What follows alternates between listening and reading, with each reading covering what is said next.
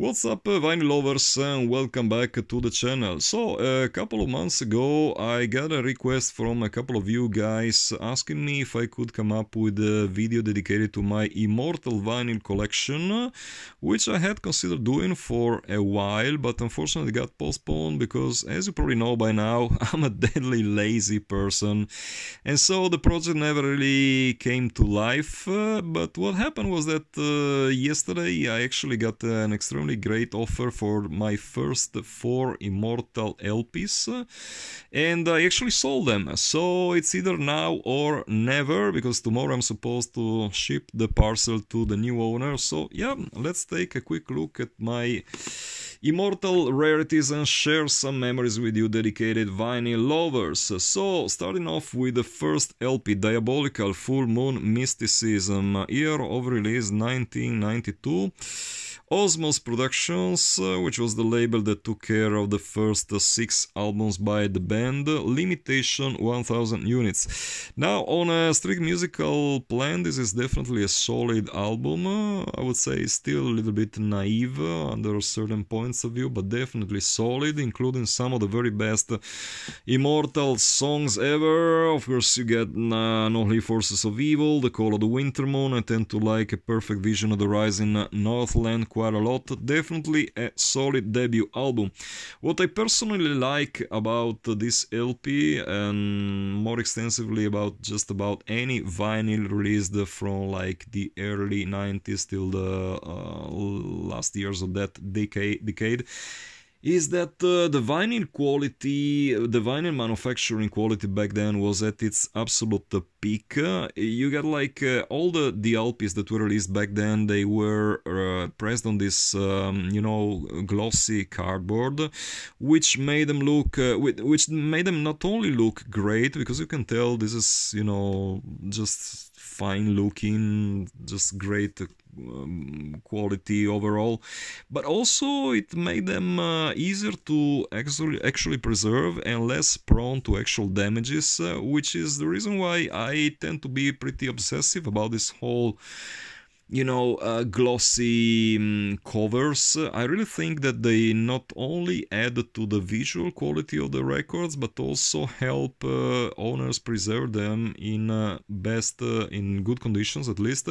I mean, this is an LP that dates back, it's like 31 years old, and you can tell it's still in very, very good conditions. There's like some minor decoloring at the corners, some minor creasing here and there, but other than that, you could say this was definitely doesn't look like a 31-year-old LP, which, let me open a small parenthesis. Nowadays, labels don't really put that much effort in this vinyl manufacturing thing, because I believe that they just don't care, because they know that vinyl sells no matter how good or bad the quality. It's just, people nowadays buy vinyl just because it's trendy to do so. I know quite a lot of people who just don't even have a turntable, but they still buy vinyl because they want to have the, bigger artworks, whatever, which is respectable. I mean, you do what you wish with your money, but yeah, I kind of miss the days when labels really put all their money and effort into their vinyl releases to make them look and sound just as perfect as this specific LP. So once again, if you want to have this LP in your collection, I would definitely recommend to go for the first pressing, because that's just the way it sounds and looks best. I'm not really putting down the rare releases, because there are some pretty capable ones, some pretty, fairly good looking ones, fairly good sounding ones, but this is the real deal. There's no question about it. Moving on, Pure Holocaust. Now, this is the album that definitely put Immortal on the map and established them as one of the leading forces in the black metal circuit. Year of release 1993. Once again, 1000 copies limitation. This is probably, according to many, this is the best Immortal LP, and I can relate to that opinion. I mean, I myself tend to get back to this album whenever I feel like spinning some Immortal. It is definitely packed with the great riffs. I mean, there are a lot of memorable songs on this one, like The Sun No Longer Rises, symbolizes the title track itself, Pure Holocaust. Definitely a great album, and it's once again, sorry for like pestering you with this like glossy cover thing, but yeah, I mean, you can tell how good this LP looks, you know, it's just in all its shining glory. This is definitely great pressing.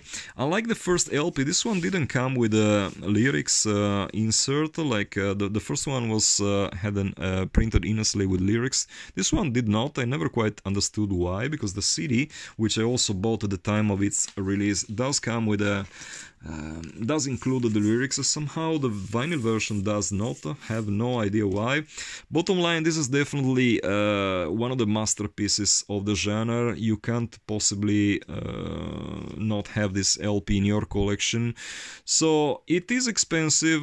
My copy sold for a crazy amount of money. I'm not gonna mention how much exactly, but it is definitely one of the best albums in its own subgenre. So please try to find one original copy if you get a chance to. Next up, Battles in the North. Now, I have mixed feelings about this LP. Like when it came out, year release 1995. I don't know, I just didn't like it that much, and I still don't like it to this day. Like, this LP stayed in my collection for like 27 years, and I tried all I could to get into it, but somehow this LP just doesn't do it for me. I don't know why exactly. I suppose it's because it's, I don't know, too fast and chaotic. The production itself is kind of messed up in a way. Like, if you ask me, like, what is your favorite track of Pure Holocaust or Diabolical Full Moon Mysticism, I can definitely, like, probably come up with a whole, you know, track list, and I know all the songs by heart. With this album, if you ask me to mention one single song, I really wouldn't know. All I remember about this LP is like there's like this, you know, confused rambling about frozen winter demons, whatever. But I don't know. It just doesn't. I don't know. Don't, please, Immortal fanboys, don't unfollow me. Don't hate me. This is just my personal opinion. Maybe I'm just not true enough for this kind of sound. Visually and technically speaking, this is once again another work of absolute beauty. Great, absolutely great looking. You could place this on a wall and it would look just amazing. One thing that I noticed, I mean, of course this is like old knowledge by now, like they sort of widen, they got they decided to widen up the Immortal logo, because the previous one, like if you compare this, like the original logo with this this slightly, you know, altered version of it, you can tell that like this is sort of like a skinny version of the logo, whereas this one is like the Immortal logo put on steroids or like on a cheeseburger diet, whatever. Definitely a work of beauty. Like the pressing quality is once again astonishing. Glossy cover artwork, really a thing of beauty. Definitely an album that, even if I don't necessarily like it, I do see the appeal of it. I do see why a lot of people like it a lot. For me personally, yeah, as you probably know, I'm not a big fan of this ultra fast black metal full of like blast beats. It's just not my thing, unfortunately. I just can't help it. So yeah, I mean, it is the way it is, you know. It's a classic. With I'm not gonna say it's a bad album by any stretch of the imagination, just not my style.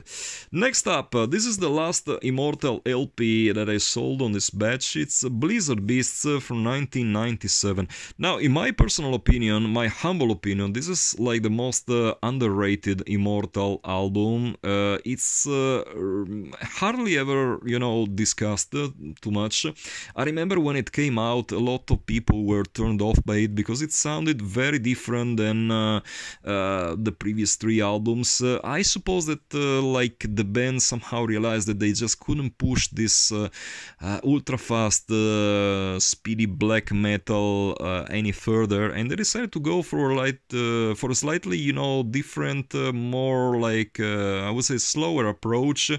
But also the songwriting was slightly different. I mean, I remember that they had toured with Morbid Angel the year that previous to the release of this album, and I think that really had an impact on the band itself, because there's definitely a huge Morbid Angel vibe on the compositions.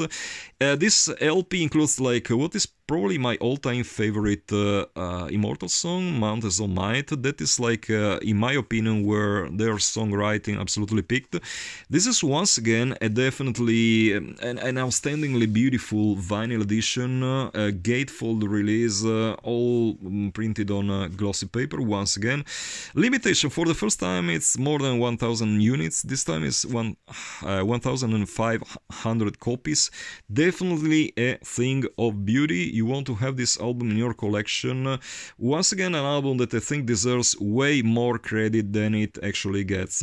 One thing which I forgot to mention concerning Battles in the North, let's quickly get back to it. There is like, this is the black vinyl edition, which is the very first vinyl pressing in existence. There is another one on clear vinyl, and let me open a small parenthesis concerning this topic, because it's kind of I would say interesting for like this for like you vinyl enthusiasts.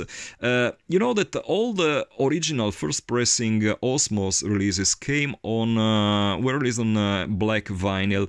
What happened was that in the mid 90s, I think it was 1996 or 1997, Osmos Productions decided to put on the market a limited amount of re-releases of a bunch of their albums, including Battles in the North. There was like the third Impale Nazarene album, Suomi Finland Perkele, the second Enslaved album, Frost, the third Marduk album, Opus Nocturne, and they were all re-released on colored vinyl. Bottom line, the first pressings are on black vinyl. All those colored editions that you see, they are just incredibly good looking, but they're not the very first edition. So if you're looking for the very first edition, the black vinyl is the way to go. Unfortunately, on Discogs there is a lot of, you know, wrong info these days concerning this clear vinyl. They mention it as a first press, but it is actually not. Whoever came up with this, you know, first pressing statement doesn't really know what he's talking about. I can tell you for sure, because I was there at the time. I remember when these, you know, colored vinyl editions were released. Those are not originals. Those are second pressings. They look great. They sound just perfect. There's also, remember that the second, I stand corrected, the third Dark Tranquility LP, The Gallery, was also released as a part of this limited amount of releases on red vinyl. But yeah, those are not the very first pressings, so bear in mind, yep, first pressing equals black vinyl. So yeah, this is pretty much all I sold on this batch. If you're interested in more Immortal vinyl, I still have up for grabs the first 7 inches EP that came out in 1992, a couple of months before the release of the Diabolical Full Moon Mysticism LP. The Heart of Winter in its first vinyl edition, 1999 year of release, 1,500 copies.